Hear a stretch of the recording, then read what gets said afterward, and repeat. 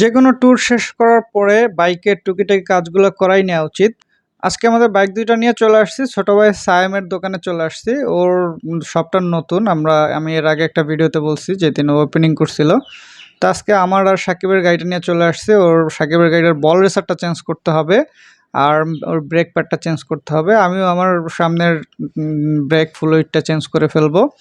And engine oil সহ টুকিটাকি কাজ করব। তো এর মধ্যে আমি আমার বাইকে দেখলাম যে আমার একটা পিছনের টায়ারে একটা লোহা ঢুকে আছে, সেটাকে বের করে ফেললাম। তবে সমস্যা হয়নি, ভিতরে জেল দেয়া ছিল। সাকিবের গাড়িটার পিছনের ওর যে ক্লাম্পটা, সেই ক্লাম্পটা গত ট্যুরে আমাদের ভেঙে গেছে ঝাঁকি ঝাঁকি খেয়ে। আমরা বেশ দুর্গম একটা রাস্তা, গ্রাম্য রাস্তার মধ্যে গিয়েছিলাম। খুবই ভাঙাচোরা রাস্তা। তো ওখানে ওর পেছনের ব্যাক ক্লাম্পটা একটু ড্যামেজ হইছে। একটা কোনা ভেঙে গেছে। সেটাকে আমরা খুলে ঠিক করালাম। এরপরে ২ টা বাইকের মোটামুটি টুকিটাকি যা কাজ ছিল শেষ করে বাইক ২ টা ওয়াশ করলাম। আমার বাইক ওয়াশ করতে কেন জানি খুব ভাল লাগে। তো এইজন্য আমি নিজেই শুরু হয়ে গেলাম। ২ টা বাইক পাশাপাশি রেখে ওয়াশ করে ফেললাম ফোম ওয়াশ। আর সায়েমের এখানে ফোম ওয়াশের কোয়ালিটিটা বেশ ভালো। ও গ্রামের মধ্যে ওর দোকান হলেও ও কিন্তু খুব ভালো কোয়ালিটির সার্ভিস দেয়।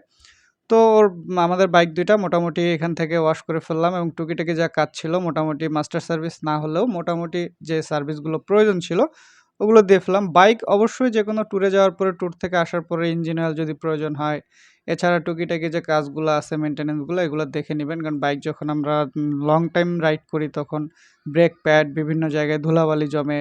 এছাড়া বাইকের বিভিন্ন জায়গায় বিভিন্ন প্রবলেম টুকিটাকি হতেই পারে। এটা প্রবলেম হওয়াটাই স্বাভাবিক। তবে মেইনটেন্যান্স করে রাখলে ইনশাআল্লাহ আপনার বাইকটা অলওয়েজ ভালো থাকবে।